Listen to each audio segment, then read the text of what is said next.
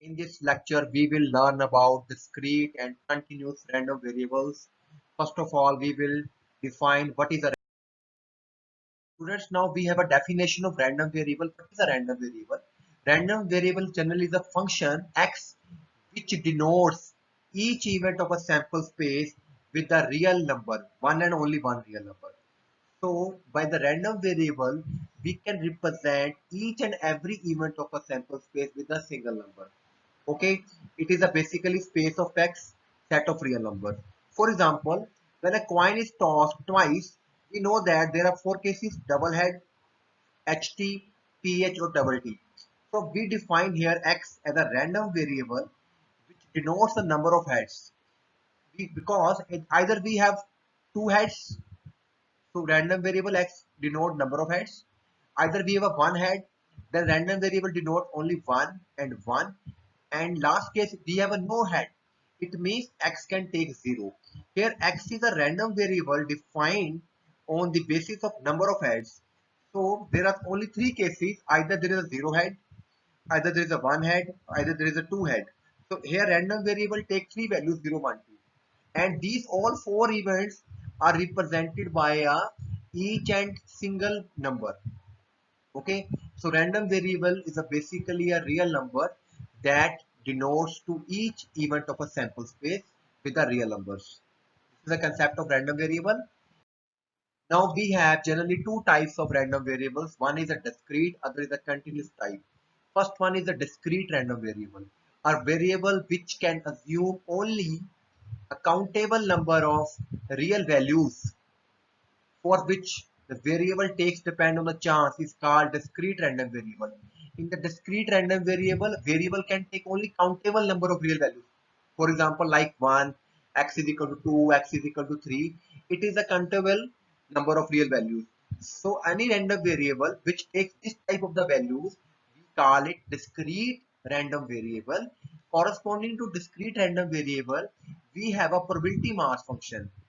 If we our variable x is a discrete type and taking the different values x1, x2, x3, corresponding to these values of x1, x2, x3, we can find the probabilities: probability of x1, probability of x2, probability of x3.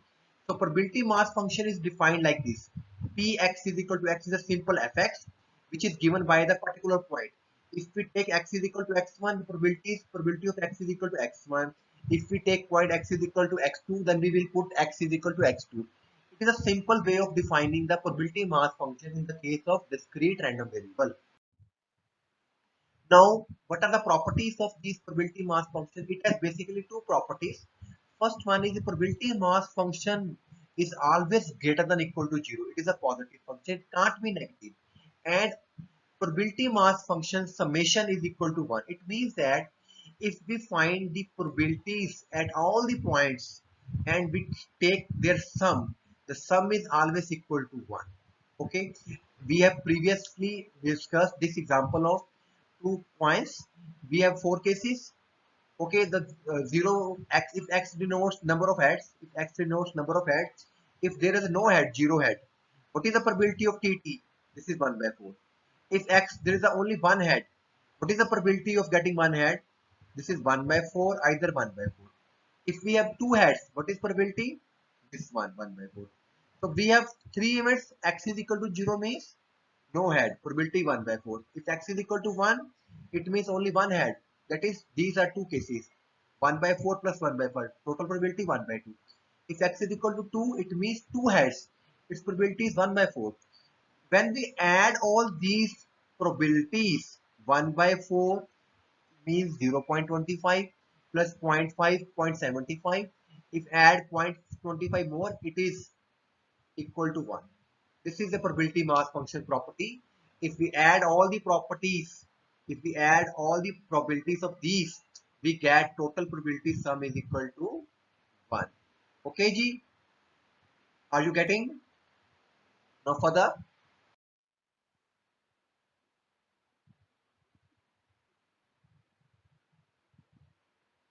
Now what is distribution function of discrete random variable? Now we have defined distribution function. Distribution function can be defined from the probability function fx. It is defined from minus infinity to infinity. It is written as capital Fx. Probability distribution function is written as a capital X, and this P is called probability density function. So this is the difference between both of them. Capital Fx is a distribution function. It is a probability of x less than equal to x, or we can say that summation fu less than equal to x. Okay. Now how we can represent in the problems? So here we have written here about the distribution function. One thing I want to also say that this distribution function is also known as a cumulative distribution function. Now its probability at minus infinity is 0. If we take x1 to x2 interval, its probability only fx1.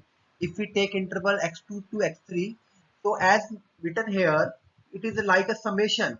So previous terms get added. Okay, if we take x2 less than x, so it is fx1 plus fx2. In the next term it will be fx1 plus fx2 plus fx3, so on.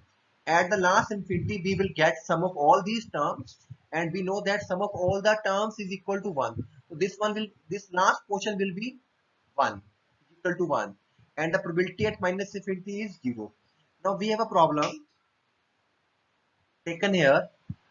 Distribution function for the random variable x obtained, as we have discussed previously, example of two points, and we have known that probability of 0 head is 1 by 4, probability of 1 head is 1 by 2, and probability of getting 2 heads is 1 by 4. We have taken a previous example. Now we have to write here distribution function. So interval, how can we define? Actually we have taken the three cases only: when we have a 0 head, when we have a 1 head, and when we have a 2 heads. So we can define interval minus infinity to 0, 0 to 1, 1 to 2, and 2 to infinity. At minus infinity, always value of distribution function is 0. When we take value at 0, it is only value at x0. It is 1 by 4. If we take value at 1 to 2, it will add previous value also. 1 by 4 plus 1 by 2. That is 3 by 4. If we take 2 to infinity, then we add all previous value, fx1 plus fx2 plus fx3, it is 1. I have already tell you, at the last interval we get answer 1. Now we can easily represent this distribution function in the graph. If this is a 0, this is 1, this is 2, this is 3. Okay, and we know that from 0 to 1, what is probability? Look here, 1 by 4. What is probability for 1 to 2? This is 3 by 4. So this is 3 by 4. And what is 2 to infinity? This is 1. This way we can represent problem using distribution function using a graph. Now what is next? We have a continuous random variable. A random variable x is said to be continuous if it can take all the possible value between the two limits. Suppose we have an interval 0 to 1. So we can take each and every value between 0 to 1. That is 0 0.1, 0 0.2, 0 0.3. Each and every value. No break. It is called a continuous random variable. Like this is the interval. So we have taken all the values from here to here. Okay. Now, in order to define problems, we have defined here properties of PDF fx. In case of continuous variable, we say it PDF.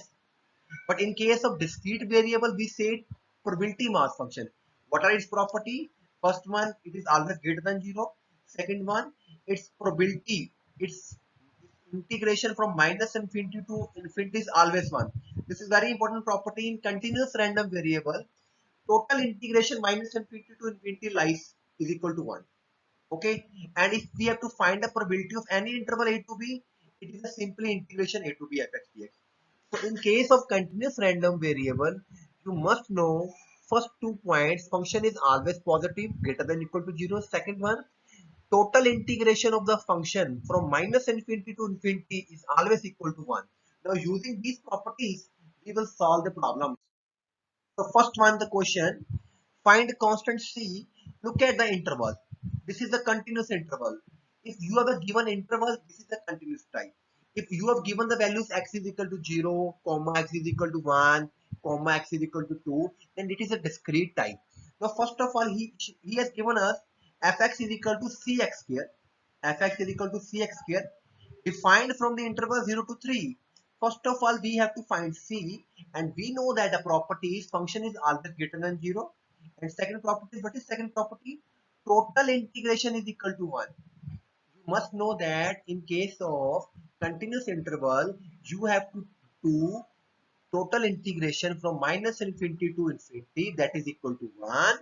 Now our function is since defined from 0 to 3, so we will break this interval minus infinity to 0, 0 to 3, 3 to infinity, and here it is 0 and here it is a 0. Only function is defined 0 to 3.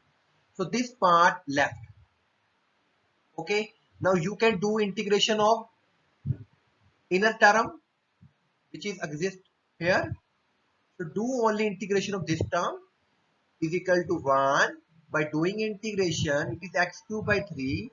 Putting the upper limit and lower limit, we will get the value c. When we get value c, put here, so we get a function, proper function. When there is a missing c, constant c is unknown, you always do integration minus infinity to infinity is equal to 1, then you can find the c. Now the second find probability 1 to 2. Probability 1 to 2 simply means you have to integrate this function from 1 to 2. You have to integrate this function from 1 to 2. 1 to 2, this is a function.